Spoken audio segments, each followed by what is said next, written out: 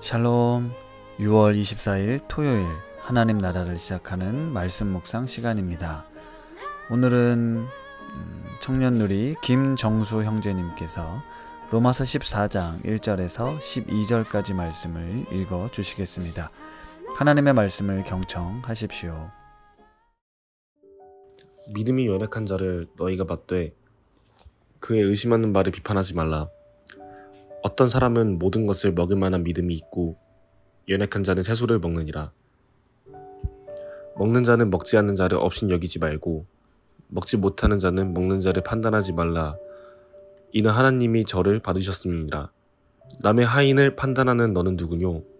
그 섰는 것이나 넘어지는 것이 제 주인에게 있음에 저가 세움을 받으리니 이는 저를 세우시는 권능이 주께 있음이니라. 혹은 이 날을 전날보다 낮게 여기고 혹은 모든 날을 같게 여기나니 각각 자기 마음에 확정할지니라. 나를 중히 여기는 자도 주를 위하여 중히 여기고 먹는 자도 주를 위하여 먹느니 이는 하나님께 감사함이요 먹지 않는 자도 주를 위하여 먹지 아니하며 하나님께 감사하느니라. 우리 중에 누구든지 자기를 위하여 사는 자가 없고 자기를 위하여 죽는 자도 없도다. 우리가 살아도 주를 위하여 살고 죽어도 주를 위하여 죽나니 그러므로 사나 죽으나 우리가 주의 것이노라. 이를 위하여 그리스도께서 죽었다가 다시 살아나셨으니 곧 죽은 자와 산 자의 주가 되려 하심이라. 네가 어찌하여 네 형제를 판단하느뇨? 어찌하여 네 형제를 업신 여기느뇨? 우리가 다 하나님의 심판대 앞에 서리라. 기록되었으되 주께서 가라사대 내가 살았노니 모든 무릎이 내게 꿇을 것이요 모든 혀가 하나님께 자백하리라 하였느니라. 이러므로 우리 각인이 자기 일을 하나님께 직고하리라. 저는 장로교 통합측 교회에서 모태부터 신앙생활을 했습니다. 토요일이면 교회 가서 찬양 연습도 하고 친구들과 어울려 놀고요. 주일에도 하루 종일 교회에서 지내는 걸 너무 당연하게 생각했습니다. 교회는 늘 저에게 편하고 좋은 것이었고 교회 안에서 신앙생활을 하면서 해서는 안 되는 일들이 많이 있었던 것 같습니다. 특히 주일 예배 안 드리고 어디 놀러 간다는 건 한 번도 생각해 본 적이 없고요. 그렇다고 주일 예배를 빠지는 사람들에 대해서 특별히 관심도 갖진 않았습니다. 그러나 어떤 부분에서는 저도 거리를 두고 또 멀리 하고 좀 좋지 않은 시선으로 바라본 적이 있는데 술, 담배를 하는 사람들에게 좀 부정적인 시각을 가졌던 것 같습니다. 기억에 남는 사건이 있는데요.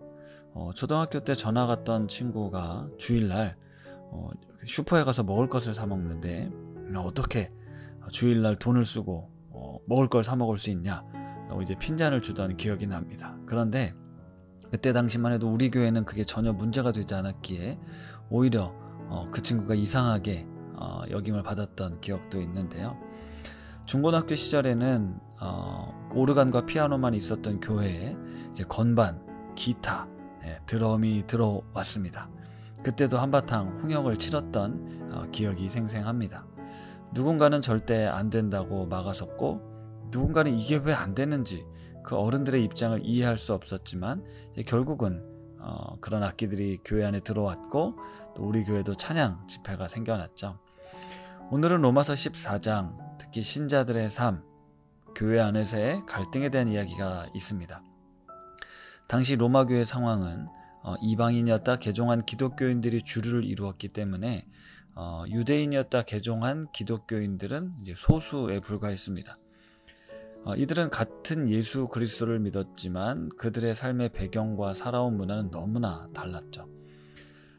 율법을 오랫동안 지켜왔던 유대인 신자들은 먹는 것에 대해서 여전히 거리낌이 있었고 그래서 채소만 먹었는데 모든 것을 먹을 만한 믿음이 있었던 이방인 신자들의 경우는 이런 이들을 이제 율법적이다라고 비판한 거죠.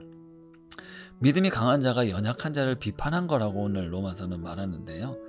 이런 모습들이 음식뿐만 아니라 여러 영역에서 신앙의 여러 영역에서 계속 이제 반복되고 또 부딪히고 있었습니다.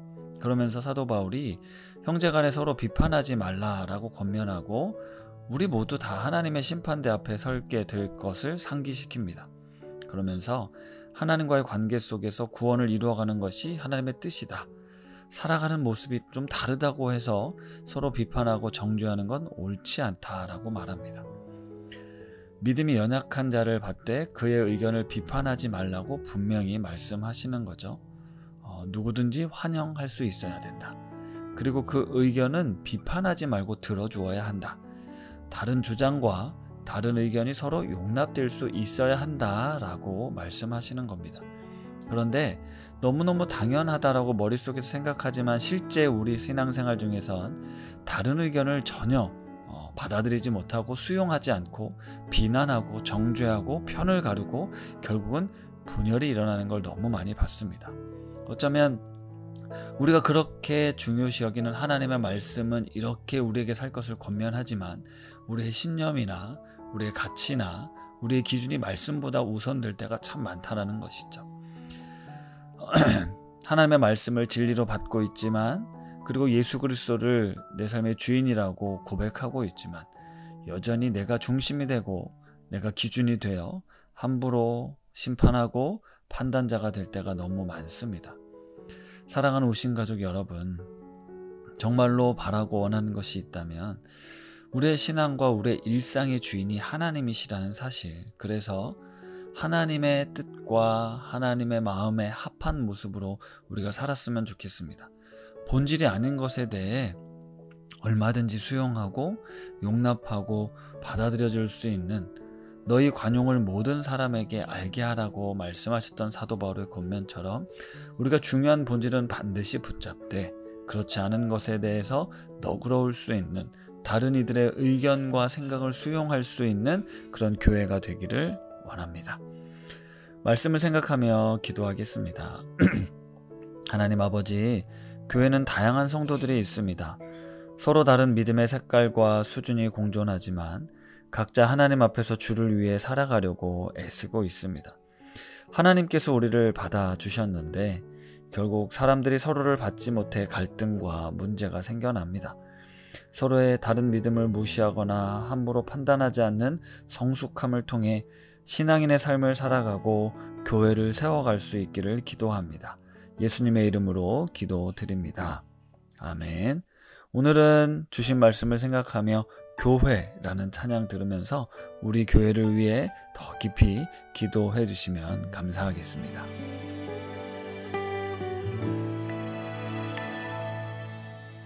사람이 넘치기보다 사랑이 넘치는 교회, 섬김을